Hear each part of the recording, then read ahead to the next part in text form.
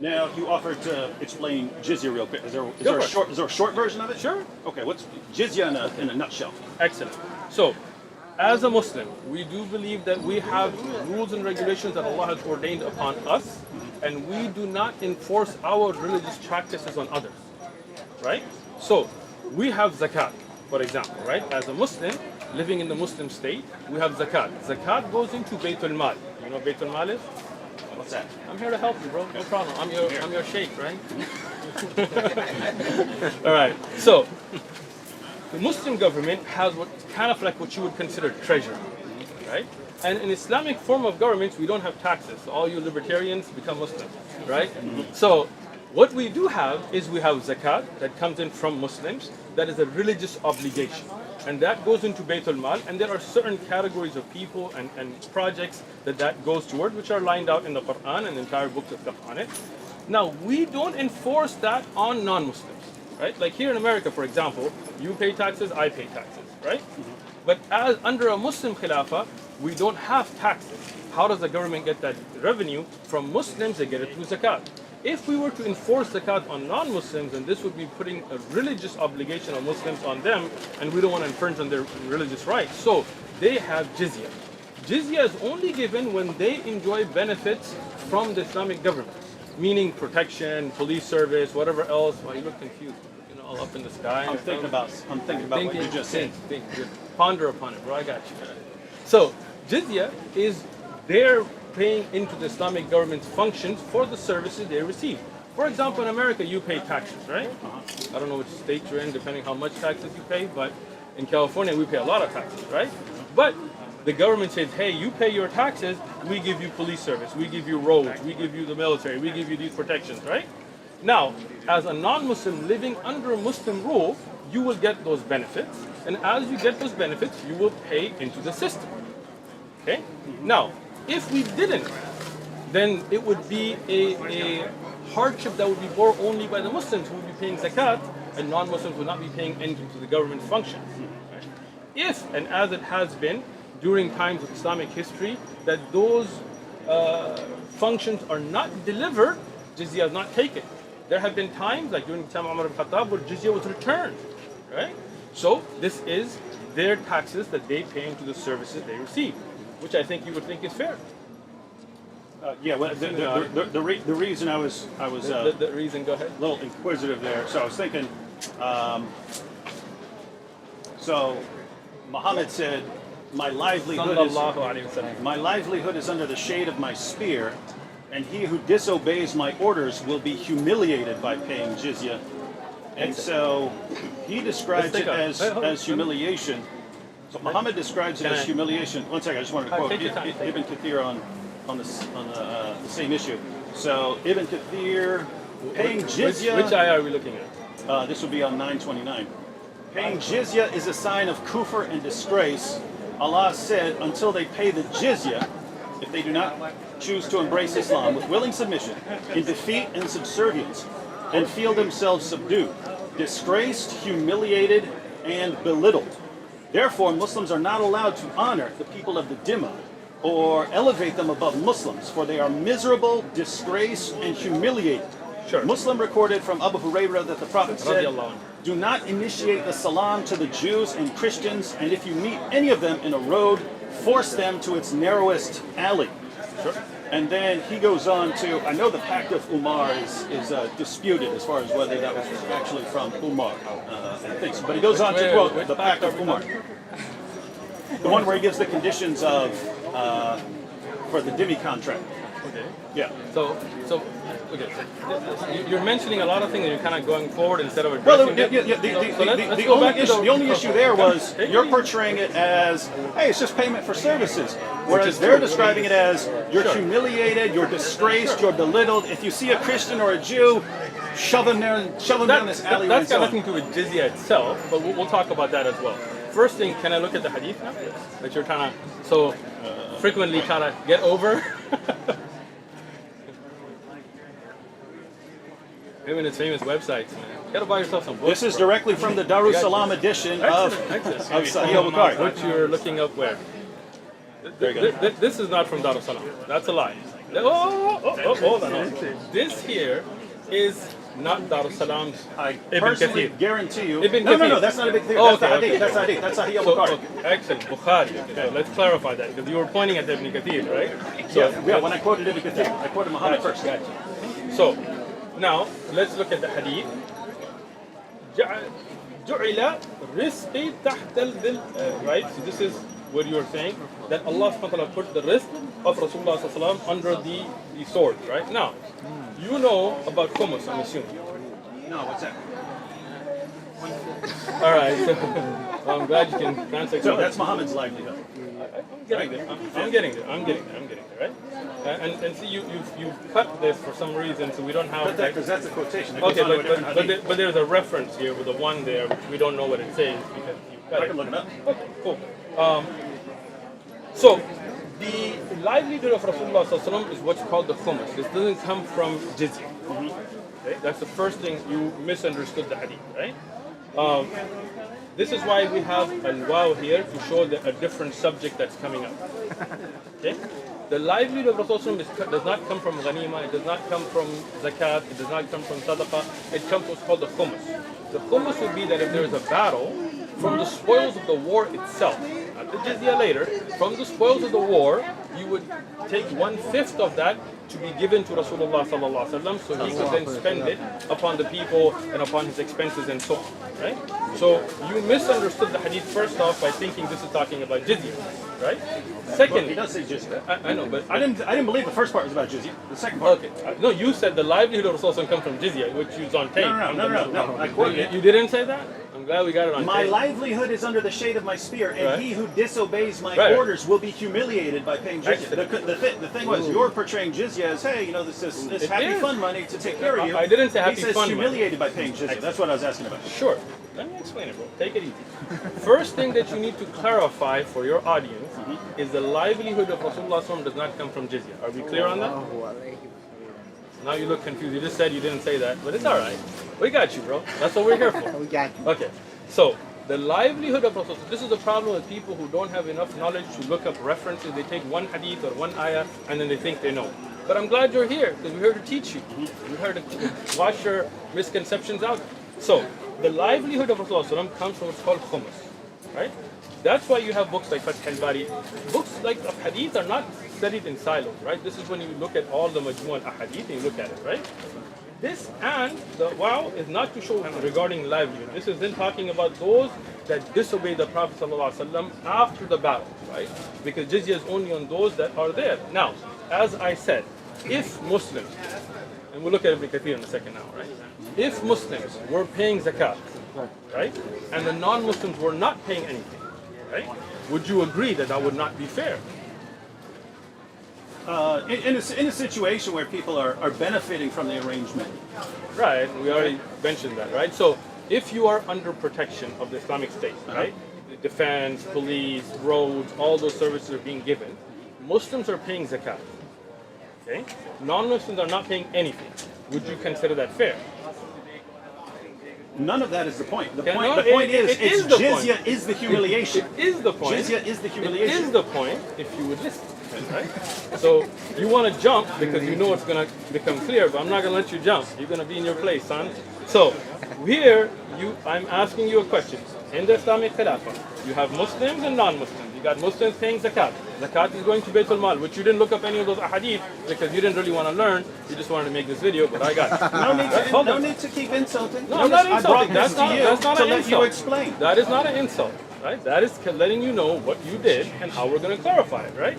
So, if you look at the ahadith about zakat, for example, which you didn't look up that bab for some reason, right? Because then you would see that the Muslim he humbles himself, right, willingly, right, by paying zakat, right or wrong, right? So when you pay zakat, and that money goes into the system, and then from yatam and masakin and even non-Muslims that you can give zakat to as you look at the conditions given in the Quran, and a non-Muslim living there in that society is not paying any of that. Would you find that to be fair? No, you should be required to. Excellent. Again, Excellent. None of that's the issue. Excellent. It is the issue. It's the humiliation It is the issue if You wouldn't say that Muslims are humiliated by paying zakat. I would say that we are humbled but willing. Humiliated. I'm explaining. There's a difference, right? If I pay taxes willingly, right, then I am humbled by having to pay taxes. If I choose not to and the government forces me to pay taxes, I am humiliated by them forcefully taking it from me. Correct? Yeah, I got you. So, when you're living in a Muslim Khilafah and the Muslim pays zakat willingly, right? They humble themselves. If not, and this is where you're missing, right? In the time of Abu Bakr radiallahu anhu, when the Muslims stopped paying zakat, you know about this? Son, you don't watch my videos. Wait. You don't watch my videos. Go over that again? In the time of Abu Bakr radiallahu anhu. Oh, okay, yeah. When there was the apostasy wars. So there was a Ridda they war said- against Musaylim al-Kadhab, but that was a different issue. They refused to But- pay zakat, and No. Abu Bakr said, if they refuse to give me even a rope that they used to give Muhammad, I'm coming to fight. We will humiliate them by taking it from them. Right? Even though those were people who made salah, who prayed, who said they were Muslim. So what is the humiliation is they were forced then, because they weren't willingly doing this. Right? So here in the hadith, it clarifies that as well. As a Muslim, I'm not humiliated with zakat because I pay zakat willingly. If I do not, then the Khilafah will force me and humiliate me by forcefully taking the zakat, because that is the haqq, that is the right of the poor. But Ahlul Dhimma, that would not be paying, then they would be forced to pay the jizya, because it would not be fair, as you have already agreed. So that is the humiliation. So when Ibn Kathir says, So let's get to Ibn Kathir. Let me he says paying jizya is a sign of kufr and disgrace. So, what website is this? You and your website. If you had told me, I would have brought Ibn Kathir's actual book, the bring it. volumes. But This is the same as Darussalam. This is Darul Salam's print? No. That's I believe it's Yusuf Esdi's website. Yusuf Estes says it tafsir. Okay, anyway. No. So let's go. I believe that's his So site. go ahead. Where were you? Just start at the beginning. Paying So- jizya. Until they pay jizya and they do not choose to embrace Islam. With willing submission. So what does this show? Right? What does it say? That if they came with That's just willing... quoting 929. Right, so that's what I'm telling you the ayah, right? What is the meaning here? Allah said, until they pay the jizya, if they do not choose to embrace Islam, The next line. with willing submission. There you go. It defines willing submission as in defeat and subservience. Exactly. So what does that mean? If you are not going to be willingly submitting, then you will be defeated and no doubt made subservient. That's a humiliation, is it not? That's not what that's saying at all. Okay, so can you read? He's commenting. He's commenting. Read the word Okay. instead of giving your interpretation. You're not Ibn Kathir. Okay. Paying jizya is a sign of kufr and disgrace. He You doesn't say. skipped it. He doesn't, I started at the very beginning. Paying jizya. This is not from Ibn Kathir. This is your ignorance again. May Allah give you some knowledge. This is an example because Darul Salam will have the exact same thing. You would say it's not in there. Not. Here is Darul Salam, right? What I'm trying to explain to you, these are titles that have been put in that are not in the actual Tafsir Ibn Kathir. Okay? They have them right there. Those are the titles. That's what I'm trying to. This is. If you get Tafsir Ibn Kathir, Ibn Kathir does not put these in. Okay? These are put in to give you an idea of where you are. Okay? So that's not the words of Ibn Kathir. I have Tafsir Ibn Kathir in many different prints. I have scans of manuscript. I'm just trying to help you understand. This here is a title put in, because the way Ibn Kathir works, it doesn't go ayah by ayah, right? It takes a sort of chapter. So the printers, whoever put this in, they put that in. Here, Allah says is where Ibn Kathir begins, which is the ayah. When you read the ayah, what you were skipping earlier is a willing submission. I never skipped it earlier. Okay, let's read it. Read it from the beginning of the ayah. Allah said, until they pay the jizya, Yes. if they do not choose to embrace Islam. Right? Notice it doesn't. Keep going. If they Keep do not going. choose to embrace Islam, Right. with willing submission. There you go. In defeat and subservience. Exactly. So he's describing willing submission as defeat and subservience. No! That's his commentary. That's the Quran. That's the Quran. That's his commentary. You poor soul. I feel bad for you. With willing submission is what they should do. And now Ibn Kathir is explaining that when they do not, that means that they will be defeated. In defeat and submissiveness is then when you talk about the humiliation, when they're subdued because they didn't willingly submit. You didn't understand Ibn Kathir. Go ahead. Now read it again. The verse of the Quran says, Willing until submission. they pay the jizya with willing submission, Right, so and feel themselves subdued. Right, so That's this- what the Quran says. It doesn't say until they pay the jizya with willing submission, and if they find, then they will feel themselves subdued. None of that. Let me explain it again to you, right? Okay. So the first option is for them to become Muslim. Okay. Willingly they accept, right? If they do not, then they will pay the jizya, right?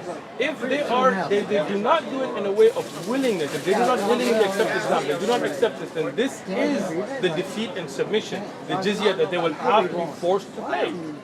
Okay?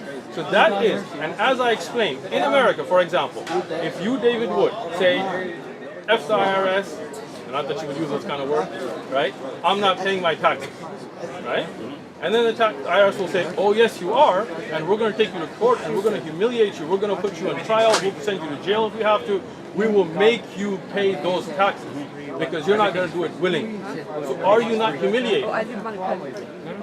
Yeah, I'm just still not So that- convinced that that's is what the this thing. is saying. Okay. Because notice, I mean, he goes on Right. to Talking about the humiliation from those that did not willingly submit. Go ahead. wow, not what this is saying at all. This is wait. So let me get this straight. So when he goes on here and he says, Read the ayah before you go. The part that he quotes. and feel themselves subdued. So what is this tafsir of now? Surah 929. No. Of them being subdued. He's explaining them being subdued. That's the tafsir he's making now. But what does it mean to be subdued? Okay. Go ahead. Disgraced, humiliated, and belittled. That's what means to be subdued, right? Therefore, Muslims are not allowed to honor the people of the Dhimma. Notice, it doesn't say people of the Dhimma who rebelled and so on. Right, So therefore, Muslims are not allowed to honor the people of the Context. Dhimma. Context. Hold on. Context. What you're doing is the ayah is talking about those that fought, did not willingly submit, did not become Muslim, and had to be subdued. So that's the Ahlul Dhimma you're talking about. Ahlul Dhimma have different categories, right? Just because he doesn't say clarify because of the context, don't assume he's talking about something else. Ahlul Dhimma, for example, those that are given their harbi, for example, those that were actually fighting you. They are those that are not harbi, that were those that supported you. You know about this, right? There's a book, try to get it. It's called Ahkam Ahlul Dhimma Ibn al-Qayyim. Okay? It explains all the different things so that you can be more educated with your responses. Go ahead. So when he goes on to say, quotes Muhammad, do not initiate the salam to the Jews and Christians. And if you meet any of them in a road, force them to its narrowest alley. You're saying that only applies to rebels, not to just Jews and Christians that in does general. not. Let me explain that hadith. As you know, that there are times where you can say salam to a non-Muslim. For example, in the Quran, when it says the people of Jahl, ignorance come, qulu salam. Right? That hadith, because you don't know context again, is when the Yahud, there were Jews in Medina, that would say sam alaykum. They would say, may death and poison and things be upon you. You know the hadith or It you says don't? Jews and Christians. But I'm telling you the context of the hadith itself. Okay? So, when they used to do this, in a They would say hadith. death be upon you or something Yes, like that. yeah. You know about the hadith or you know? You know about it? You don't know. Yeah, the one where they were slurring something. They were slurring something, so they're actually So saying you death. do know about it. You're just trying to hide it. I got you. So Aisha radiallahu anha, she responded. She said, "May death be upon you," and she went off on them. Rasulullah said, "Alayki bil fahl." It's upon you. Don't get. Just say wa alaykum. Don't initiate the salam, because when you do, then they may respond to you with something that is disgraceful, right? So just tell them wa alaykum. Don't say wa alaykum as-salam. Don't get upset. In Tafsir ibn Kathir, for example, or in Fath al-Bari, there are different opinions among scholars. Some of them said, if the dhimmi is such, or a person, that they do not curse you, you are allowed to initiate the salam. Other ulama said, no, because of the fear of that changing things, you should keep the salam for the Muslim. This is the greeting for Muslims, which I agree with, right? And if a non-Muslim does greet you, you say wa alaykum. If you tell me salam alaikum, I will say wa alaikum. If you wish peace for me, I will wish it for you. If you wish death for me, then Even I'll if I say were a dhimmi. You don't. I just told you. I just told you the hadith in its full context. Miskeen, right? like you get proven wrong all these times, but I'm just clarifying. I want your version of Islam on record. It's not my version. It is, I didn't make up the hadith for Uthman. You look up the hadith, right? What Rasul says, "Qul wa alaykum." Say, what do you say? Wa alaykum. So even as a dhimmi, you're not a dhimmi because you're not living in the Khilaf anyway, but as a non-Muslim, if you come to me and you say Assalamu alaikum with good intent, I will say Wa alaikum. If you wish salam for me, I wish salam for you. But if you try to curse me with those words, then I will say Wa alaikum, and whatever you wish for me will come back to you. What about the hadith where Ibn Umar, someone gives him the salam, he says salam, and then he goes away, and then it was told to him that was a Jew or something like this, and he comes back and he says, "Give me back my greeting." Show it to me. I'll have to look it up. Then look it up, and then we'll look at it. Okay. All right. Because context, you've already proven that you always take things out of context. Maybe out of mistake. I'm not saying about it intentionally. So I want to see the hadith and we can explain it. Okay. This hadith about saying salam, you can look it up on Islam QA, whatever that's the website you're familiar with, and it talks about the conditions where you can say wa alaykum as-salam and which ulama take opinion. And if not, as I said, I have Fath al-Bari, the Sharh al-Bukhari by Ibn Hajar. He explains it as well, so you can open your mind. So now, when you talk about jizya, if you're looking at it just from the perspective of one ayah, one hadith, this is where you misunderstand the full concept, right? But when you look at it from the full context of how it's implemented, right? In implementation, if you are non-Muslim, living in a Muslim land, enjoying the services provided to you by the Islamic government, right? In response for those services, you pay into the system, right? Me as a Muslim, I pay zakat, you pay jizya. Do you see any problem with that? No, I have no problem with paying government. I'm glad you don't. So, no problem with jizya. Jazakallah khair. Next. Oh, problem with jizya. Oh, okay. You just said you don't. I just am not seeing any of that in the source. But what do you think about the pact? What do you think about the pact with Umar? Let me explain that. Okay. Regarding when you say you're not seeing that, which book of fiqh of jizya have you studied? I'm just talking about the passage here. I'm explaining. If you can't understand, if you go to the Quran and you can't understand it, and you go to the commentary and you can't understand it, and you go to the Hadith and you can't understand it, it just seems like this is not able to be understood. I got you. When you talk about learning law, you're talking about Islamic law, right? Right? You do not say, as David, that you just pick up one book of law from anywhere and then you will have your own understanding, right? You are not reading a book of implementation of jizya, right? You're not, right? What you're doing is you found these verses, not randomly, you found them. Here's a verse. Right, but how did you get to the verse? Let me look up Ibn Kathir. Wait, how did you get to the verse? Reading the Quran. You were just reading the Quran randomly and the ayah came? I have entire Qurans highlighted all the way through. Tell me the truth. Were you just randomly reading the Quran and that ayah came, or were you I saw looking? this long before I ever actually read through the entire Quran. So what you did is you found a verse that you found that you could use to be problematic, and then you hold on, I'm getting it, right? Then you went and looked it up to try to make this attack on Islam. What you should have done is gone to a book that talks about the implementation of Islamic law. And from the Quran and from Sahih Ahadith, they would have brought you the Majmu', all of them, to show how jizya works. But you had an intention to take a jab instead of learn. So I'll tell you what, again, we have a book, I'm making an offer here. Okay? We have a book called Zadul Mustaqni, the fiqh book, that brings then the evidences from the Quran and Sahih Ahadith and Aqwal al-Sahaba and the different madhahib. We are going through it. Right? Watch the video. From the beginning, with Tahara, Salah, Siyam, we will go over jizya. We will go over jihad, qital, offensive, defensive, all of that, right? With not just one ayah, but looking at all of the ayat, looking at all of the ahadith, and the scholarly deduction of ulama, so you can learn. Now, I am going to prove that everything you just said is complete nonsense. All right, cool. All right, with Ibn Kathir. So according to Shaykh Uthman, according to Shaykh Uthman. I like how you're getting all dramatic. Yeah. Get with it. Go, girl.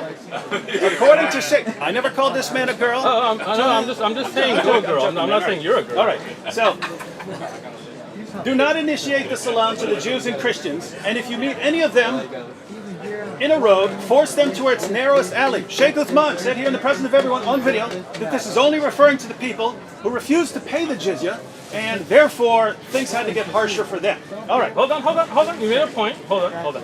First thing, on the video you just lied upon me. So I told you that hadith about the salam was not in reference to jizya.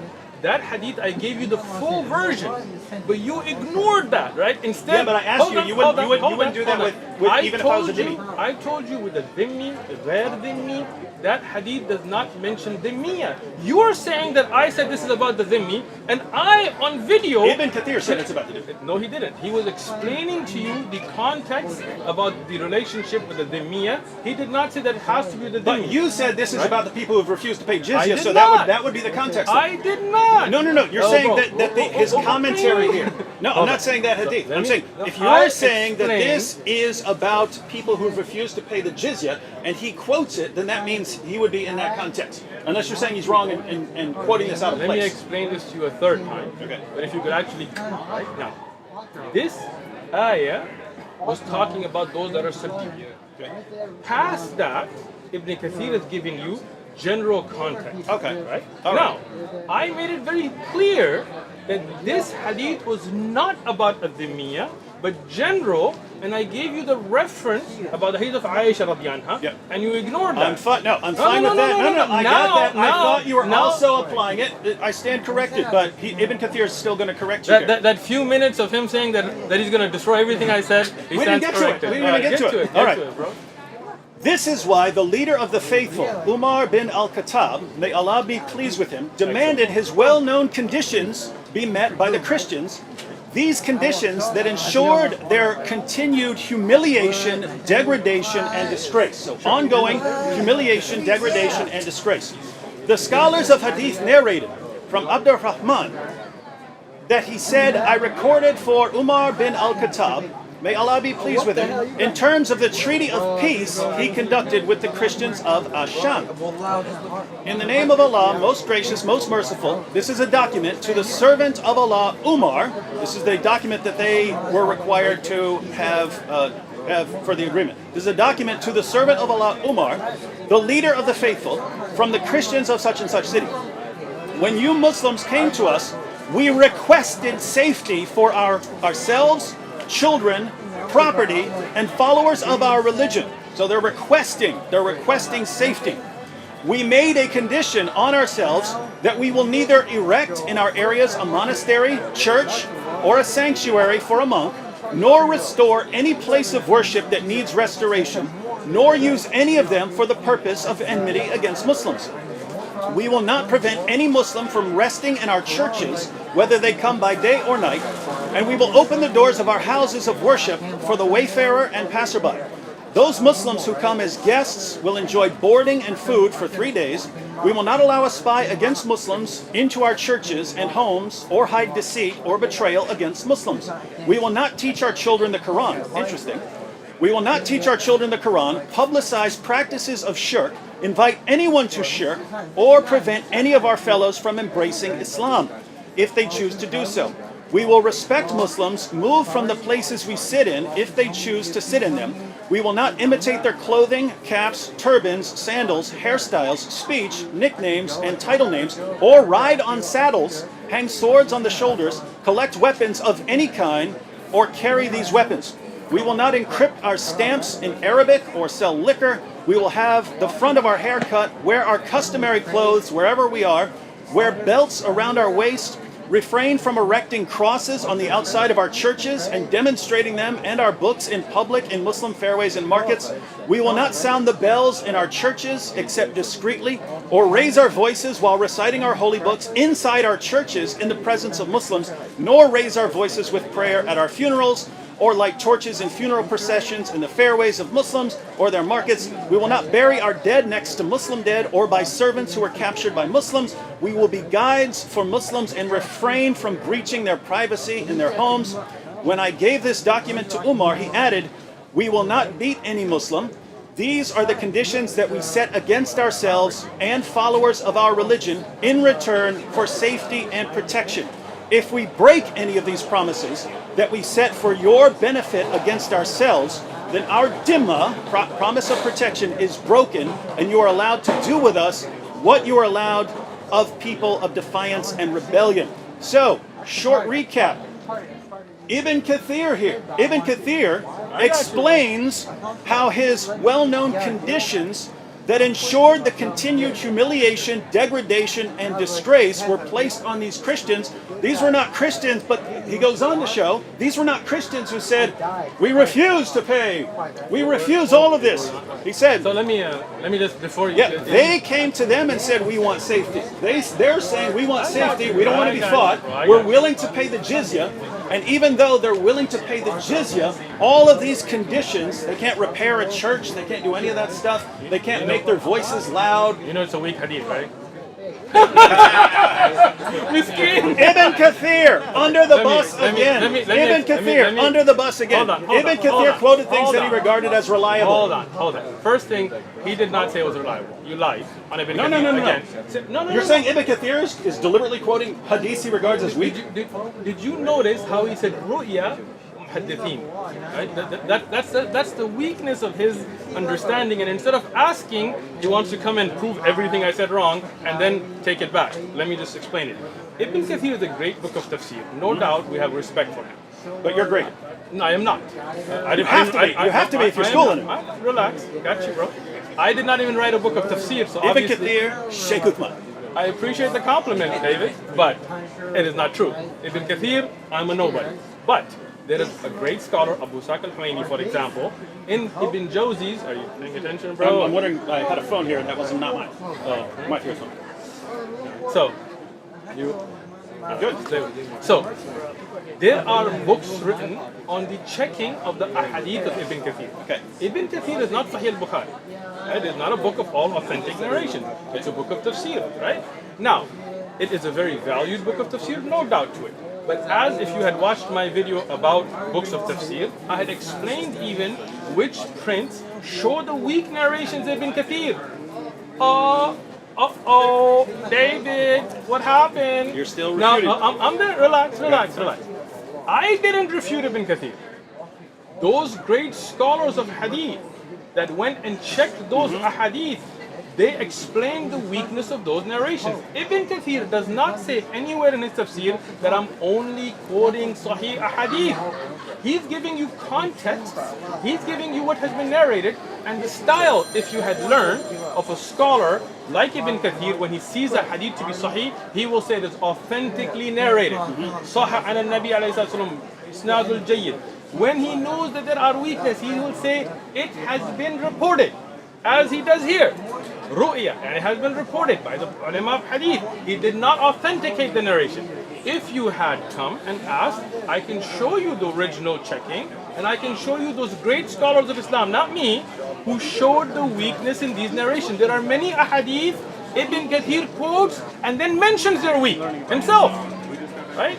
Because you have not learned, you assume things again, right? So this narration, and again, he says that's weak? he does not say it's weak, but in his style of reporting it, he points out that there is a weakness. That's why he doesn't say Sahih an al-Nabi, it has been authentic from Umar ibn Khattab. Rather, he says Ru'ya, it has been reported.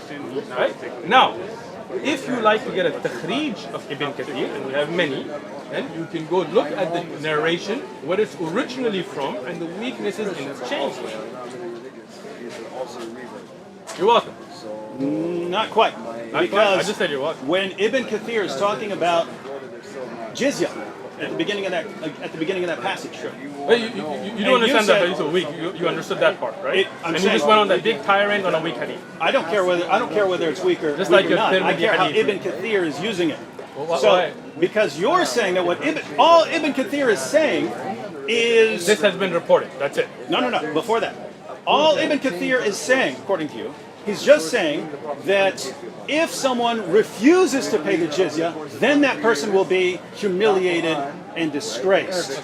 Right? So no. You're saying that's what he's saying. But then, in order to back up what he's saying, he quotes this passage about Christians who were willingly entering into this contract, were forced to be degraded in all kinds of ways. And if they went against their contract in any way, then they would be treated differently beyond all the disgrace. So the only point is here, you can say weak, you can say strong. The context of Ibn Kathir's comments about jizya are in that context. So to claim that he's actually saying something that completely goes against all his background evidence that he's presenting which is not what I said. very strange. Let me explain this again. Okay. First thing, when Umar ibn Khattab, the same person you're talking about, when he went into Jerusalem, you know the historic reports, right? Yeah. You know there were churches there, right? And they invited him to pray in a church, right? You don't know? You know David does this when he doesn't have an answer. I get your body language cute. Yeah? All right, so when you go to the actual historic authentic narrations, when Umar radiallahu anhu went to Jerusalem, and there were Christians and there were Jews who had their place to worship, did he not allow them to worship? Sure. He did. Did he, even when they asked him to come pray in the church, he told them, I would, but I'm afraid that Muslims might take this from you as a place of prayer because I prayed there and I want it to remain as your place of prayer. Is that not right? Nothing to do with what we're talking about. It is. I'm not talking about Umar, I'm talking about Ibn Kathir. It is. So what I'm explaining is, Ibn Kathir, like any other mufassir, he mentions an ayah and he gives you that which has context, including authentic and including that which is weak. Right? And that is why when we want to study how to implement fiqh, we don't go to Ibn Kathir, right? We go to books of fiqh because you are stuck on one ayah. There are many ayahs, there are many ahadith, and then those books of fiqh look at all of them and they look at the different and they say, okay, this has been reported from a weak chain. What we know from an authentic chain, this is what Umar radiallahu anhu did. That's how we bring implementation. But the problem is you don't want to know about how jizya really works. You just want to take jabs. Go ahead. All I'm saying, so period, was Ibn Kathir couldn't be saying what you were saying, otherwise he would not have backed it up with that. He definitely was, and because you don't understand the style of no way writing, he was. There's 0% chance he was. Have you studied Ibn Kathir? You have a bunch of his commentaries. Studying and reading are not the same thing. I think you should know that, right? Okay. Have you ever studied Ibn Kathir? Look, we get down to the exact same problem that keeps coming up over and over again. Namely, we read the Quran, Okay. right? We read Surah 9. We get to 929. Fight those who do not believe in Allah. Sure. Hey, that sounds like it's calling on fighting people just because they don't believe in Allah. Sure. You would say no, because it really means fighting these particular people and so on, right? Sure. And so you have to go outside of that to even understand what it's saying. So fight those who do not believe in Allah, nor the last day, nor hold that forbidden which hath been forbidden by Allah and His Messenger, nor acknowledge the religion of truth from among the people of the book, so Jews and Christians, until they pay the jizya with willing submission and feel themselves subdued. That, if I'm reading that, until they pay the jizya with willing submission and feel themselves subdued, that sounds pretty clear. You fight people until you fight Jews and Christians until they pay the jizya. So if I'm standing here right now and there's all the Christians and Jews, should I just start going attacking them? No. Well, why not? No. Why not? Because there's a what? process. The ayah doesn't mention the process. Where's the process? Where's the process? Read the ayah. Where's the process? Abrogation is the process. Oh, now he wants to jump into something else. No! You see this? No. You're asking how it makes sense of this. Your hypocrisy has just been exposed. Your hypocrisy has been exposed. Hold on. And it's about to get exposed more. You mentioned the ayah, and when I told you there are other ayah, there are other ahadith, you told me if I just read the ayah, and this is, but when I asked you the same question, if I just take that ayah as you're reading it, without looking at other ayat, without looking at fiqh, without looking at other hadith, then you would say that just jump out and start attacking these people. And then you were like, no, because there are other ayat. See, this is the hypocrisy. No, this is why we say you don't just take an ayah and then think you know what it means. We go to the people of knowledge, and that's in the Quran. If you don't know, yasal ahlul dhikr. Go to the people of knowledge. When I did that last time with the Bible, then you were like, no, that interpretation, this McCarthy, I don't know McCarthy. This is a hypocrisy, David. Don't be a hypocrite. Be real with me. Hold on. Let me finish. Look, when we look at an ayah of Quran, no doubt we look at those ayat that are muhkamat, like those ayahs that are very evident, right? And there are those that definitely need the aid of tafsir, and that's why Allah subhanahu wa ta'ala told us that when you don't know, ask those scholars of knowledge. So if you want to know about jizya in reality and you don't just want to make videos, then come, I will mention to you all of the ayat, all of the ahadith, all of the aqwal, what is sahih from da'if, and the concept will be very clear. But if you don't really want to know, you just want to make videos, you will take one ayah, and then you will say, well, this ayah says this to me, and then when I tell you, should I just implement it, you will say, no, no, no, there's abrogation, right? This is a hypocrisy, don't do that. You want to know about jizya? I'll sit down, I'll explain it to you. All of the ayahs, all of the ahadith. Tafsir ibn Kathir is a great book, but as I said, no doubt, and I said it the first time and I said it again, and this is not throwing Ibn Kathir under the bus, rather saying that no book of tafsir is perfect. That's why we look at different books, we look at the takhrij of ahadith, and we go to those scholars who specialize in the implementation, the fiqh of it, and then we learn looking at all of the ayat. If you take the ayat by itself, then you would be telling me jump out and start attacking these people and taking jizya from them, but you know that that's not what it's about, because there are other ayat. I agree. Just like that, when you talk about jizya, this is one ayat, there are other ayat, there are other ahadith, there are other fiqh from it that then explain the concept. Okay. Now, Go ahead. back to my point. Back to my point. I'll add a little clarification. When we read, fight those who do not believe in Allah, it goes on until they pay the jizya with willing submission, feel themselves subdued.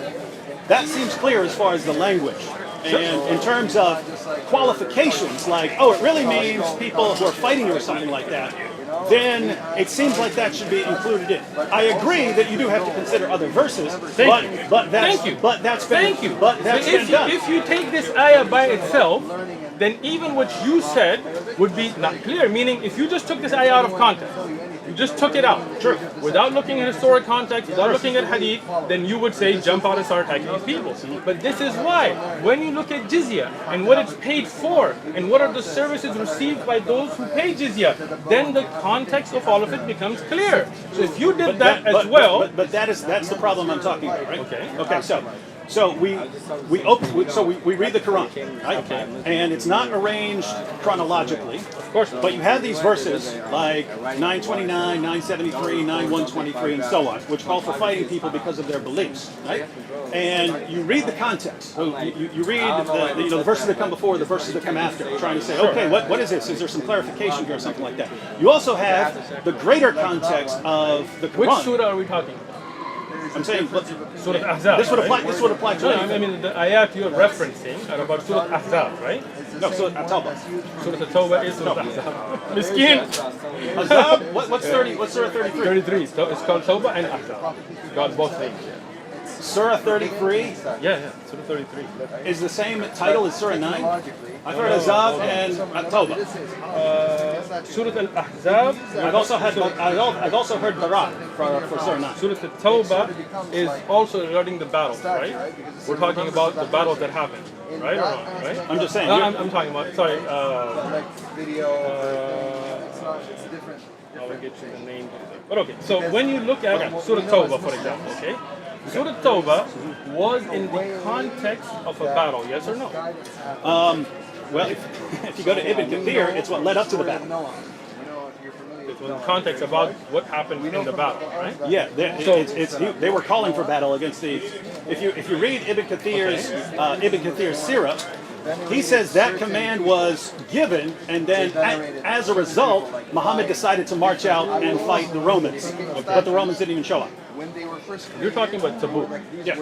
Okay. So what we're saying is, when you're talking about a surah, you are looking at the context of what it's about. I agree. Okay. Yeah.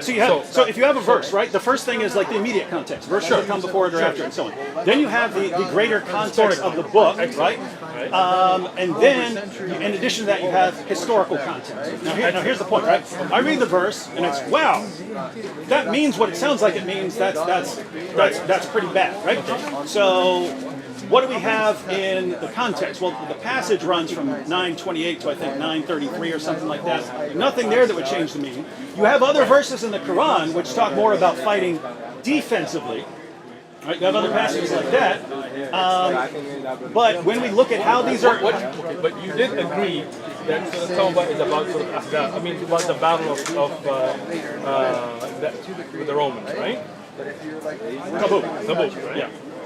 What happened in Tabuk? I think the Muslims went to fight and the Romans were there. But why did the Muslims go to fight? Well, according to Ibn Kathir, because of that. No.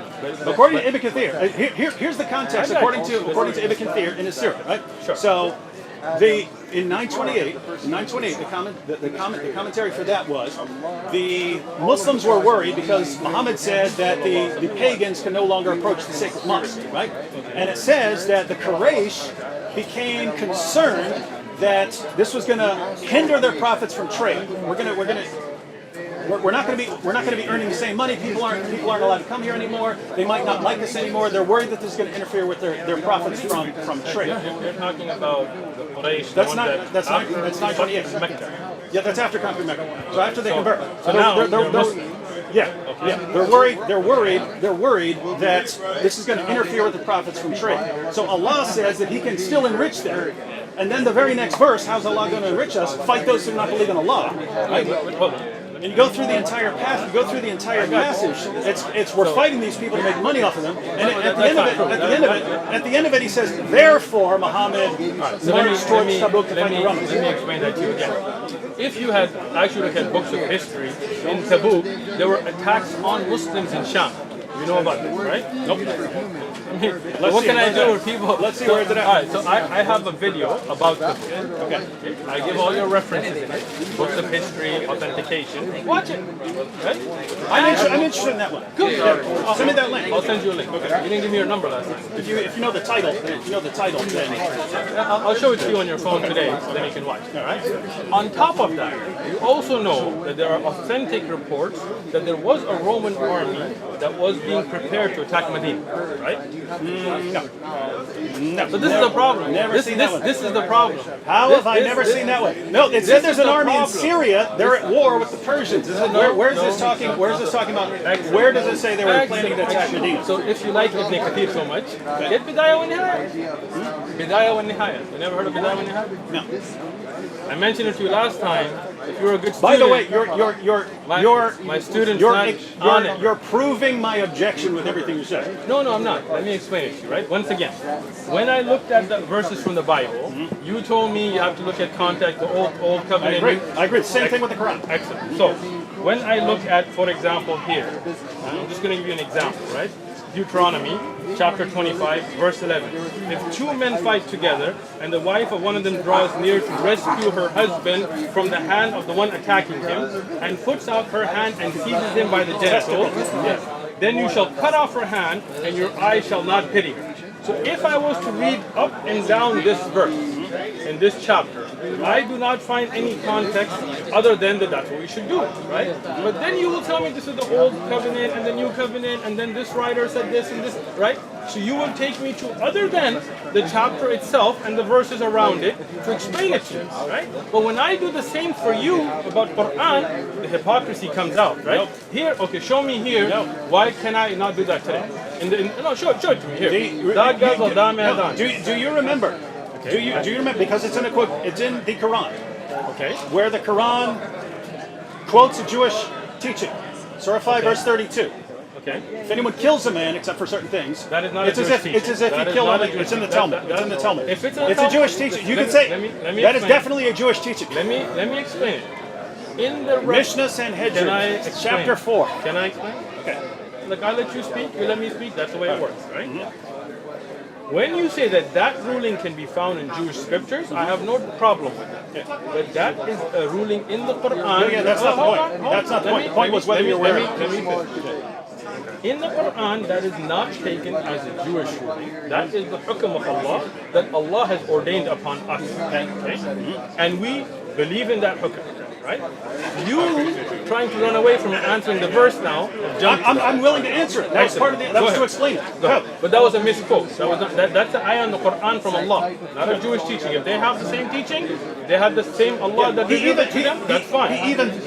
He quotes it as for the children of Israel. So obviously they had it, and then we open up the Talmud and it's in it. Again. So that's what I explained to you earlier. That these ayats are applicable for us as well. Okay. So, No. Okay. So go ahead. None of that is the point. The point there was the reasoning for Jews behind that if you kill a man, it's as if you killed all mankind. The rabbis who are commenting on this are saying because you're killing all his future offspring. So they took that very seriously as far as destroying someone's family line. So, woman and balls. because if your husband and some other dude are fighting, Okay. and you want defend your to, husband. by crushing his testicles. It didn't say crushing, grabbing. But go ahead. You're making a. That's what the. Again.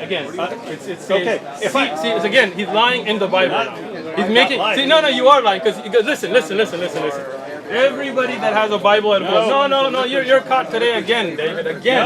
No. Everybody that has a Bible at home. If you grab him by the testicles, could you be Deuteronomy. destroying his family line? No, not You can't. necessarily. Not necessarily. Could you be- Could you- Hold on. Deuteronomy 25:11.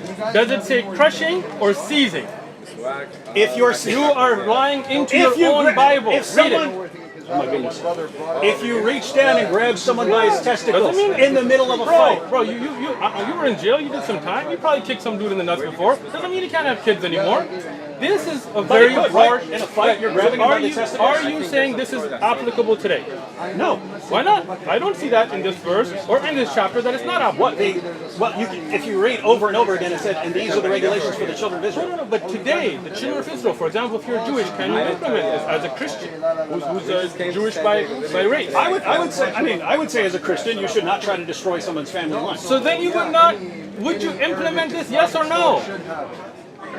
What, He's cutting cut. Cutting off the He's hand? No, cut. no, that's He's oh cut. my It's goodness. over, bro. Listen. If you read this, Miskeen, oh my no. If you read this, Want right? some water or If something? you read this, they are dividing up the land and giving it as an inheritance, right?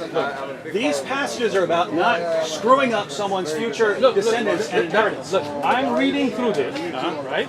There are many rulings about if you curse your parents, you should be put to death. If a young woman who is a virgin is betrothed to a husband and a man finds her in the city and lies with her, then you shall bring them both Hey, look out at of this. the gate. Hold on. Look at this. hold on. No. Look what we got right here. Muhammad in the Bible. Sure. You have Shaykh Uthman here. Let me give you all these messed up. You're trying to jump. No. Right? You see I'm jumping, right? No. Jump, I think jump, it's amazing. Jump. No. Jump. You Let jump me to this. finish. You jump to this. This is the same But verses. you're saying this should not be Same implemented. chapter. You're saying this should Let not be me- implemented, but you're defending. Look at this. You're quoting Deuteronomy. Excellent. You're quoting Deuteronomy, the book you're attacking. Deuteronomy, Genesis, I got you. Deuteronomy. This guy loves Deuteronomy. Deuteronomy. think- Hey everyone, how do we know Muhammad's a prophet? Because he's in the Bible. What are you going to do here at the Dawah table? Attack the Bible. Can't trust Deuteronomy. We can't okay, trust go ahead. I'll Deuteronomy. let you speak. How do we know Muhammad's a prophet? Because he's in Deuteronomy. And they don't get it. I'll wait This is for him. amazing stuff. All right. I'll let All him right. speak. Go ahead and attack the Bible I'll that let you you're speak. defending. Go ahead, speak. Go ahead. Attack the Bible that you're done? defending and that your prophet You're done, defended bro? and believed in. You done? Yeah. You are done. Yeah. Muhammad in the Bible. He thinks my name is Dr. Jamal Badawi. You're distributing the tracts. You don't believe in them? You don't believe in the tracts? I believe in them, but I didn't write it, so don't think that I wrote it. Now hold on. Let me explain this to you now. Go ahead. It's in Spanish. You want the English? Go for it. Brief illustrated guide to understanding Islam. Oh, look at him trying to get away from this. No. You think I'm gonna let you know? I think it's amazing All right, now. that you attack the First book thing. that you're using for your dawah to defend your prophet. First thing, let me reference this, all right? Okay. I personally have not researched enough on the reference to the Prophet Muhammad sallallahu alaihi wasallam in the Bible to be making that claim myself. There are other scholars who have, and they have written on it, and this is for them, and I have no problem with it. That does not mean that we believe everything in the Bible is true. We do believe that some of the true message could be in here, and the Quran is our guide to that. So we're very clear on that. What I was trying to show you here, Biblical prophecies. You see that? I just you wanted see to that? check. You see that? Biblical You see that? prophecies. You see Wait, that? wait, He wait. doesn't want to Look hear at the it. first passage doesn't you wanna hear quote. it. Look at He the doesn't first wanna hear passage. it. Deuteronomy. You don't wanna hear it. You're about to attack Deuteronomy when Deuteronomy is the defense of your am prophet. not. I am not. Go ahead, attack Deuteronomy, the book where we find your prophet. Are you done speaking? See, like I asked you if This you're is done. awesome. I asked you if you're done. This is awesome. And he said he's done, but he won't let me speak. Do you notice that? Anybody else I notice notice when Shaykh Uthman gets right. nervous, he starts. Oh, you think I'm nervous? You better be nervous. You better be nervous. How do we know Muhammad's a prophet? Because he's in the Bible. What book are we attacking? The Bible. I can tell you're nervous because you're not letting me speak. No, this is awesome. I wanted to draw attention. I to got that you. point. I got you. Because here's what I got here's you. what I found. You Shaykh are Uthman. done. No, here's what I. You see, you won't let me speak. No. They won't let me You speak. can. I'm trying to. No, I'm you're trying not to letting me explain why I'm speak. going here. You're going on, and every time I speak, you interrupt me and bring new things. You're not letting me speak because you know that you're done. What do you mean done? You're about to let attack me a explain. book that we are both required to believe Let in. me speak. Okay. Go ahead. Tell us about Deuteronomy. Can I speak? Yeah. Thank you. So, when we talk about the Bible, and I've said this repeatedly, no doubt there's going to be some things in it, like for example the commandment not to worship idols and things that we believe would be from God, and the judge there is the Quran. But no doubt, from the Quran and from what we believe and from what you know in your heart, there are things that have been changed. False. So, hold on, let me finish now. Let me finish. So, for me to say that there is a reference to something that should bring your attention to in the Bible, for example, not worshiping idols and so on, does that mean that I take all of the Bible to be preserved? And I've explained this, but somehow you didn't get it. No, I'm not done. Hold on, put it away, bro. Contradicting your God and your prophet again, man. I'm gonna speak, bro. I'm gonna You are speak. annihilating your God right now. I'm gonna speak. Nobody can align my God. Right? Now, the reason you're jumping here is because you're caught. Now, you're here in the verses, in the context that we're looking at. I'm not attacking these. All I asked you as a Christian is, should we implement these today? They are in the Bible, that if two men fight and a woman seizes, not crushes, the balls of another, protecting her husband's life, her hand should be cut off and no eye should pity her. But you couldn't answer that, so you try to jump. I said no. It should not. Well, be why implemented. not? We're not under that law system. But where does it say that in the verses? Have you read the rest of the Bible? Oh, Go to exactly. Jeremiah You 31. see that It talks now? about You your see that now? covenant. When I was telling you about the ayah, hold on. When I was telling you about the ayah, you told me I read the verses before it and after it, and when I told you about other ayat, you were like, that's the problem. Is you keep telling me you gotta look at other ayat and other hadith and other. I did not. I agreed with you. I agreed with you. Here, hold on. But here in the Bible, Now you're just lying about in the it. Bible, I am not. It's on tape. Don't worry about it, bro. That's a good thing about recording. I said you So- go to the other verse. I said you have the close context and you have the wider context. You go to the entire book. And I said you got the historical So when I context. talked So about I said there's all jizya, three contexts. so when I talked about jizya, and I talked about the other ayat and the context from the ahadith and what Umar Khattab did, you told me that's a problem with Islam. It's on tape. It's on tape. You're like, because every time I read an ayah, then you tell me look at other ayat. But when I tell you from the Bible, either you misunderstood me, or I was not clear enough. The point I was making, right? You take a verse. You've got a verse there. Verse sounds clear. Sure. Right? So you'd want to Just like the Bible. Yeah, you'd want to examine the context, Sure. examine what the meaning of that is. You'd Excellent. examine all of that if you're saying, is this something that applies today? Sure. Same thing with the Quran, right? Okay. Same thing with the Quran. Excellent. Here's a verse. Is this something that applied to a particular people Excellent. or at all That's times? what I and so said. on? Yeah. I've still never gotten to the actual point. The actual point is, so you have passages like, to you be your religion, to me be my religion, Sure. or passages about fighting in self-defense if someone is persecuting Muslims and so on. And then you get to things like fight those who do not believe in Allah. Right? So you look at the context. You do, absolutely. The Excellent. problem is when you No problem. try to arrange these, you can go to the Darus Salam edition Okay. of Sahih al-Bukhari. Okay. Go all the way to the very end. So book 9 of Sahih al-Bukhari. You have this essay on how to bring these together by what's his name, Abu Humayd or Ibn Humayd. You heard of him? He was the Chief Justice of Saudi Arabia and the Imam at the Grand Mosque and so on. Okay. So it's Ibn Humayd or Abu Humayd. you know, Bukhari was like way before that time, right? Yeah, we're not talking about. We're not talking We're about. talking about Sahih Bukhari. He makes an attempt to explain how these passages tie together. Which passage are you talking about? The passages of the Quran. Which like one? like 973, 9123. So this is but not also, in Bukhari then. This is probably like a publisher's note. I promise you I'll make my point. I'm making a point here. But you're interrupting before I even made the point. No, I just want to understand. I'll what explain you're that. saying. I'll explain that. So, he's taking all these passages and he's basically answering the question, how do we reconcile all these different claims? Because you have some claims where, hey, you be your religion, and to me be my religion. These other passages fight those who do not believe in Allah, right? Okay. And he puts down he arranges things in 4 stages, right? Okay. He says there's a stage where Muslims weren't supposed to fight back. They weren't even supposed to fight in self-defense, right? Okay. And then he says, but then, after the move to Medina, then they were permitted to fight in self-defense if people are persecuting them and so on. So and like then Badr. he says, Well, I'm trying to understand. Badr in Medina.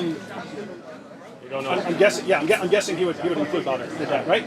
No. He might include that in stage 3. So stage Badr 2. very early on. Right? Stage 2, it's where Muslims are permitted to fight. Then stage 3 was where they had to fight if they're being Again, attacked. this point. They had to Again, fight. shows your ignorance because the first law of allowance to fight came in Badr. Okay, so the third stage is fighting is obligatory, right? You have to fight in self-defense. And then the fourth stage he puts is offensive jihad, where you have to actually go out and fight and subjugate people, right? Okay. So that's how he arranges those. That makes perfect sense to me. So Glad you like it. Yeah. So here's the issue, right? Here's the issue. We read the Quran verse. That sounds like it's calling to fight, right? Okay. But guess what? You can have all kinds of things and all kinds of books that sound like they're calling to fight. Okay. You got to read them in Like the context. Bible. So you have an actual. Very respected scholar who's putting the essay. Who's this respected son? Abu Humaid, the Chief Justice of he was the Chief Justice Justice when? of Saudi Arabia, 80s, 90s. No, you're missing. What happened to Shaykh bin No, Baz? no. Dude, you're missing. You're completely misunderstanding. You know who what I'm Shaykh bin saying Baz here. is? You are completely You know who Shaykh misunderstanding. Abdul Aziz ibn Baz is? You're either deliberately Listen, misunderstanding. listen. The Chief Justice of Saudi Arabia in the 80s and 90s is Shaykh Abdul Aziz ibn Baz. The head mufti. We'll just look up Ibn Humayd after this. Okay. So let's look up. Go for it. But okay, but Let me finish one. your point. So, he says, how do we reconcile this? That's the conclusion that he comes to. That's the conclusion he comes to. Sure. I look at the same passages. That makes perfect sense to me, right? Okay. And so, once you have that timeline, then there's basically one more question about how you would apply that. Right? Go for it. And the question is, once you've gone through these 4 stages, are you just in stage 4 and then that's stage 4 forever? So fighting. So why didn't you ask this? Yeah. No. So I'm here to help No, you, bro. the other- You said I'm your favorite sheikh, but you're the don't one. ask. By the way, this is I all a got response you. to something you I brought got up. you. Hold on. Just let me finish. I'm almost done. answer. You're Go talking 30 ahead. seconds, right? So, one, do these 4 stages apply in such a way that once you've reached stage 4, the other 3 stages do not apply? That's the Got your question. answer. No problem. Or is this contextual? In other words, Muslims who are in sort of a situation like Muhammad was in Mecca, where he's totally outnumbered, and therefore you're not fighting back, would be under that sort of rule. Sure. I can see that, right? So that, as far as why you should not be running around implementing Surah 9, verse 29, I would interpret it because you're more in the situation of Muhammad in But Mecca. you're not a scholar to interpret it, so I don't know why you're coming up with your interpretation. I'm giving you his interpretation. No, saying you I are. agree with it. That's And not what he said. That's not what he said. You are giving David Wood are interpreting when you shouldn't. Okay, and by the way, here's the entire point. Here's I gave you more than 30 seconds. Here's the Keep going. overall. Here's the big. Then you respond. Here's the overall entire point. The point is, read the Quran. Get all these verses. How do we reconcile them? Oh, here's a good way to reconcile them. Now it all makes sense. But that doesn't look good. Fight those who do not believe in Allah means that once you get in a certain situation where you're the most powerful force, you violently subjugate people, force them to pay jizya, impose conditions on them, and so on, or you keep fighting them until they're not, until they're gone or something like that, right? Okay. So that's what it looks like. And then even with the hadith, with Muhammad saying, I've been commanded to fight people until they say there's no God but Allah and Muhammad is his messenger and so on, that all fits into that. And here's the point. Even if that's completely wrong, to say, well, you're wrong about that, and therefore you need to go to all these different scholars. You got to go to all these different scholars and consult all these different scholars to figure this out. You're talking about passages that are calling for violence against other people, calling for the violent subjugation of the world when you read them like that, right? And in order to figure out what Allah is really saying, you have to do all these, decades of research. I did not say that. So the problem is, which we always come back to, the Quran claims to be clear. The Quran claims to be clear. We open it. Well, we got some problem on understanding these verses. How do we reconcile them? Well, you reconcile them in a way that constantly escalates the violence. And if that's wrong, how do you know what you're supposed to do? Well, you're supposed to spend a lot of time going to all these scholars, but that means that it's just not clear. So we're not talking about reading the context or reading the entire book. You have to go outside of the book, and then when you get to the hadith, then you have to go to the outside of the hadith, and you have to go to all these scholars. But that is a lot of work to understand who I'm supposed to kill and who I'm not supposed to kill. You know what I mean? Are you done? I'm done. You are done. Now, as I said, you know that I'm not nervous because I let you speak respectfully. And you know you are nervous because you keep interrupting me. So let's see if you interrupt me now. Let's try it now, right? So, now, as I told you from the beginning, the Quran clearly tells you, if you don't know, يَسْأَلُ الْأَهْلُ الذِّكْرِ, ask those who know. I didn't tell you you have to go and do tens and years of research. All you got to do is go to somebody who is learned, who is scholarly, who has knowledge, and say, Shaykh, I read this ayah, I read this hadith, what is the context? How do we implement it? What verse is that? Hold on. No, just what verse is that? Everybody knows the ayah. No, what verse is that? Look up the ayah. إِن كُنتُمْ لَا تَعْلَمُونَ يَسْأَلُ أَهْلُ الذِّكْرِ. I was thinking 21:7. Hang on. Okay, so can I finish now? I just want to make sure that you're presenting that correctly. Yo. But you can go ahead. I'm just going to look it Bring up. the ayah. If you don't know, ask those who know. We memorize the ayat, we don't really look at it. So can I continue, or is your nervousness not letting me speak? No. Right, I just want to make sure. So as I said earlier, and I continued saying, and you're still not listening, that the Quran gives you the solution from all this confusion, which is when you don't know something, you don't have to go and study yourself for 10 and 15, 20. I never said that. You put that in my mouth. What I said is you go to the people of knowledge and ask them. So not to Allah. Of course, Allah subhanahu wa ta'ala ordered you to do that. Right? So just like when I asked you about the Bible, you told me read the rest of the Bible, and you told me that this covenant was explained by this, and this by this, and this scholar said this. In that way, when we as Muslims read an ayah, we don't assume from it without understanding the fiqh of it. Okay? That's why we go as students of knowledge to shuyukh, and they spend years, 20, 30, 40 years studying all the texts. But not every Muslim has to. Rather, when you go to the scholars, they, having dedicated that life, will explain to you the answer in 2 minutes. If you, David Wood, had just come to me and said, explain to me jizya, then I could sit with you and give you all the different ayat, all the different ahadith, all the different aqwal, and in a few minutes you would have had your answers. But you didn't want the answer, you just wanted to make videos. If you wanted to know about fighting in Islam, we have whole abwab, whole chapters on jihad and qital, that bring all those verses and all those ahadith that explain what's nasikh, what's mansukh, what's early, what's later, right? So that's not an issue.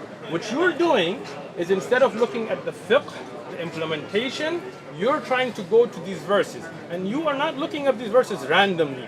You are getting these in order to attack, and then you're digging from there. You wouldn't do that, right? I got you. I would not. You would not go to the Bible and use verses to attack, right? Again, once again. By the way, is it, hold on. No, I just want to know, is that the verse you were quoting? With the ask those who possess the message. So the dhikr. Yeah. The dhikr. That's the one you're quoting? Yes. Well, this is talking about. Isn't this talking about Christians and Jews? It is not. Before thee, also the messengers. You see how he's trying to change the subject now? No. I think this is important. Can I finish what I'm saying and then I'll explain the ayah to you? Okay, go ahead. Go ahead. Thank you. And this is the Yusuf Ali translation. Seriously? You use the Yusuf Ali translation? You don't like it? Yusuf Ali was Ismaili, you know that, right? I believe Hilleli Khan actually says this is talking about Jews and Christians here. Or he says the previous scriptures. Right, so get Hilleli Khan? Get Hilali. I mean, here, look at Mustafa Khattab here. Bring it up here. 21:7. Whose phone is this? I have no idea. Go ahead. Finish the point. So, let's get back to the I point. can listen and When look up you a talked about the 4 stages that you're speaking about, which is not in Sahih al-Bukhari itself, you're talking about somebody's commentaries. I know. Right? It's how he's making sense of all of this. Sure. So let me explain this to you. No doubt there was a time when fighting was forbidden, right? And then a time came when fighting was allowed, right? And then the time came that fighting was implemented against certain situations. But if you want to know whether these are stages that cannot go backwards and cannot reconcile between the stages, then the easy thing is to see how the Prophet ﷺ dealt with it. Are there Christians and Jews and tribes that Rasulullah ﷺ continue to have treaties with? Are there those that the Khulafa in the time of Abu Bakr and Umar and Uthman, Ali radiallahu anhum, continue to have trade with, for example from Sham, and they were not being attacked, right? And are those, like in Tabuk for example, where they were attacked, and what was the context of what was going on when they were attacked? What are the rules and regulations of difa'? For example, are you paying attention to what I'm saying, or you're just I'm paying attention. smirking away, right? In difa', I'm smirking, but I'm listening. when you are attacked, for example, there is no need for an amir, right? You defend yourself. But offensive jihad, one of the conditions is that you have to have an amir, a Muslim leader that unites and brings the Muslims together for offensive jihad, right? So, if you're in a time where you don't have such an amir, you cannot initiate an offensive jihad, right? Even though you are past the 4th stage. You understand what I'm saying? For offensive jihad, there are different rulings, different amounts of time to give, certain conditions that are done. And even in that time, there is the ability for the Khalifa to make pacts with people, peace treaties with people. Understand? If you look at Abbasiyya and Umayyah and others, they made treaties with other... I'm not objecting, just clarification. Do you believe there can be another caliph now? Why not? Okay, just asking. Why couldn't they? Yeah, I don't want to sidetrack, but how would that happen? Would that be like scholars decide on one? I mean, or not just something? scholars, but the Muslim Ummah would come and give bay'ah to a person, and you know, as a consensus to come with one leadership. And we hope Allah will give us a Khalifa soon. Okay, so now do you understand about the 4 stages, or you just didn't pay attention to that part? I understand completely. I just Okay, good. disagree, and it wasn't really my point. What did you disagree with when I said? The point I'm making. If I were to go to, I'm really confused about these passages. Let me go to a scholar. Yeah, right. go ahead. What if the scholar tells me, yeah, you have these 4 stages, and once you reach stage 4, then there's this. Sure. I go to a different scholar, and he says, what? That's nonsense. What are you talking about? Easy answer for you. Just like a Christian. If I went to a Christian preacher and he told me that God made people in His image, and that's why God was white, and black people aren't a part of God, and whatever, or the Christian pastor here in California that was saying that the pulse shooting was a good thing and gays should be shot and so on. As a Christian, he may be a pastor, but you would say, does that come in line with what he's presenting from the biblical scriptures? So we as Muslims say, Zin bil kitab wa sunnah. Oh, no, listen now, bro. No, when a scholar gives you... You just reached the problem. When a scholar gives you clear evidences from the Quran and Sahih Ahadith, then that's a scholar you should follow. When a scholar misinterprets Quran and you can see the evidence is being presented, but I'll give you an example. Let's say a scholar tells you, light this guy on fire, right? And I tell you, David, don't do it, bro, because Rasulullah ﷺ forbid punishing with the fire, right? So now, which scholar are you going to Allah listen is the one to? who punishes with fire. Right? True. Yeah. So now, which scholar should you listen to? The one who can back it up. There you go. But that means it comes down to the sources. The problem is when we're reading the sources. Of course, but the difference is the scholar understands the different sources, different ayat, and brings them together to explain it to you. You, David Wood, are just Googling one ayah, not understanding the rest, and trying to make your own interpretation. You're acting like this is me. You're acting like this is me. When I'm so for example, in this Surah 21 verse 7, right? So you got Yusuf Ali. Before the apostles we sent were but men. Yeah. I'm giving that as an example. Before the apostles we sent were but men, to whom we granted inspiration. If you realize this not, ask of those who possess the message. Then you read the Hilali Khan, and we sent not before you, O Muhammad, but men to whom we inspired. So ask the people of the reminder, the scriptures, the Torah and the gospel, if you do not know. So anyway, here's the point. This is This is Hillelian Khan, and they're saying what this verse is talking about is asking Jews and Christians who have their book. Sure, right? I got you. So if it's not, that's the point. If it's not what that means, who in the world am I supposed to listen to here? Let me tell you. Okay, good. Is Hilali or Yusuf Ali your person you have asked? No, It is not. Yeah, got them right there. you just Googled it, right? No, They're not- I went to their translation. That's right there. Yeah, you Googled it, right? You I looked didn't. it up. I did not Google it at all. Okay, so you looked it up on the internet, right? Yeah, This that's is what not, it says in the this is Quran. not- Pull it This up. is not asking a teacher. This is you, again, going in, looking at one verse and thinking you understand it, right? If you had asked a scholar, then I would have told you, or I'm a student of knowledge, but a scholar would have told you that this ayah, in the explanation from the Sahaba themselves who were there, explained that no doubt that the people of Scripture had a knowledge about Rasulullah sallallahu alaihi wasallam, and that's why many of them became Muslim. But this ayah is applicable for us as well, and that's why Allah subhanahu wa ta'ala used the word dhikr. You know what dhikr means? Reminder. Right, but what is dhikr in the Quran? Inna anzalnahu. Right there, it Dhikr. applied to the earlier scriptures. But this is the Quran making tafsir of the Quran, if you understand, right? The word dhikr has been used for the Quran itself, And for the Torah and the Gospel. right? Exactly. Okay. Why? Because part of the wahi, right? So under that, the Quran and what is preserved, if we had, from the earlier scriptures, the hadith that is a part of the wahi, those scholars that are well versed in the dhikr, then they are the ones you should ask.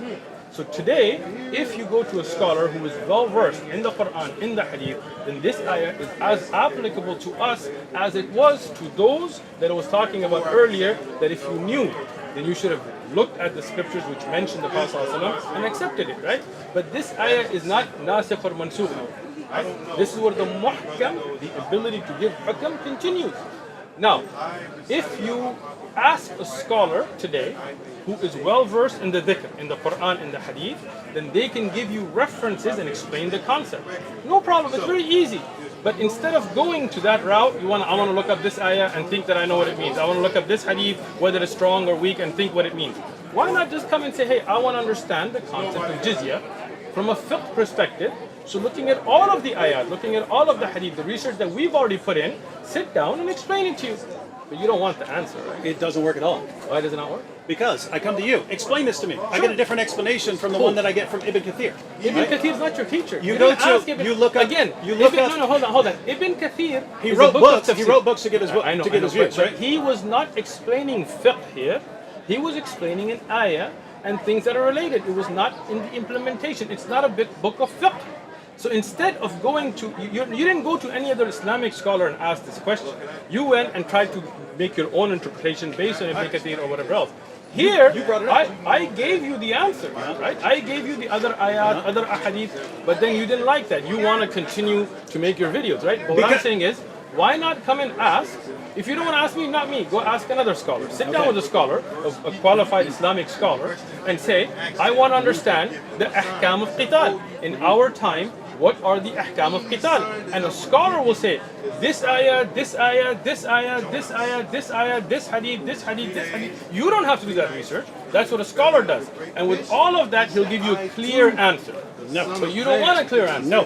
This is the same That's as not- that's not what exactly. happens. Yeah. No, I said, you don't want a clear answer. He goes, no, I don't want a clear answer. Let me give you an example, right? So ahead. you take a verse like no compulsion. Truth comes out, bro. You take Truth a comes verse. out, whether You you take like a it or verse not. like no compulsion in religion. Sure. You go to something like A scholar. Tafsir Qurtubi. No, again. Tafsir Qurtubi. Instead of going to a scholar, you're going to Qurtubi, which Notice, you don't you understand. can never read about Islam. You can't just read You the can, Quran, you read the can. Hadith, No, read the Sirah, Just- read the commentaries. just- You'll only be just- misled. You just have to go to a like- person. You have to just go to a person when to tell you. I mentioned about the Bible, you told me you got to look at other verses and other that. You can't just read the Bible. You I can. agree, but you're not telling me to read other verses of the Quran. You're telling me I have to go to a person. I am. But what I'm saying is, if you're willing to dedicate years and years of research, looking at all the different issues, I have no problem with that. But as a student It of shouldn't knowledge, take hold years on. and years of research Hold to on. figure out what Hold this on. verse is saying. Hold on. Listen. You're talking about a whole system of life. You're talking about a penal code. No, You're- I'll be talking about a verse. Like, but- what does this but- verse but- say? But again, the Quran is not just one verse, right? You're talking about something that has the rules and regulations of war. You're talking about those stories of the past, of the future, about prayer and fasting, about dealing with your neighbors. All of that, no doubt, if you want to start implementing it, requires scholarly work. right?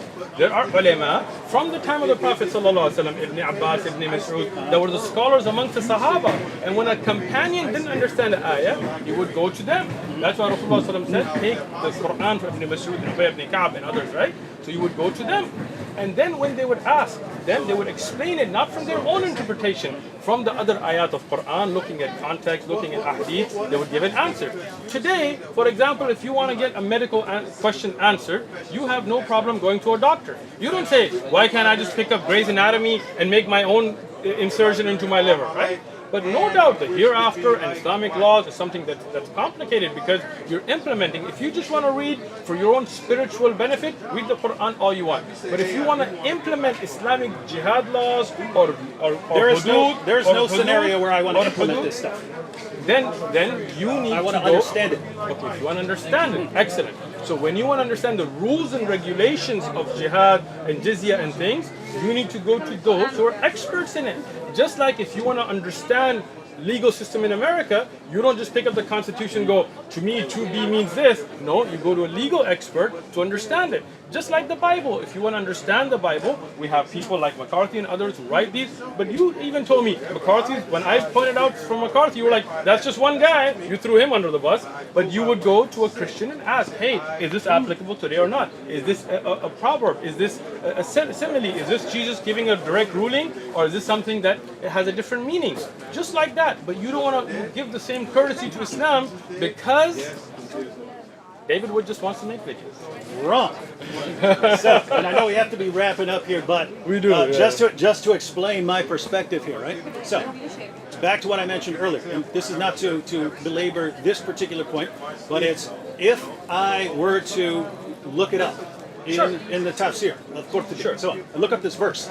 He gives, according to this guy, and this guy, it means this. Exactly. According to this guy, and this guy, Perfect it means something completely different. Thank you. According to this guy, and this guy, but he's quoting Muhammad's companions and all these other guys who are giving all of these different interpretations. Exactly. Right? So here's the thing. The idea that that the further you go back in time, the less they know. To where Muhammad's companions are walking around, the verse means this, and someone else says, no, it doesn't mean that, it means this, and they're giving completely different interpretations. They're applying completely different hadiths to the situation. They're saying in the historical context for this one was this one. The other one says no, the historical context was that. If there's that much confusion back then, the idea, I'm just going to go to a scholar. All the scholar could possibly do is explain why there's so much confusion. Nope. Unless everyone back then, except one particular interpretation, had it correct. And anyway, here's the point. That wasn't the point. I read a verse of the Quran. I read a verse of the Quran. That sounds like this. Let me look it up. So I look it up in the commentaries, and I find that according to Muhammad's companions, they didn't agree on it. There's all these different interpretations. Right? So I go around, look at the relevant hadiths, and you get different interpretations of the verse. And your solution is, well, you have to go to a guy. The problem is, I could go to a guy who favors this guy in the commentaries more than this other guy. And so I'm still going to get, you're acting like if I go to scholars today, I'm going to get this consensus opinion on what this verse means. And I know enough to know that that is not true. You don't. I do. Let me explain to you why. Okay, let me tell you now. Okay. All scholars agree on 929. Are you done speaking? Go. Are you done speaking, bro? Yeah, sure, go ahead. Thank you for nailing your coffin. Let me explain. Most confusing religion ever. It is not.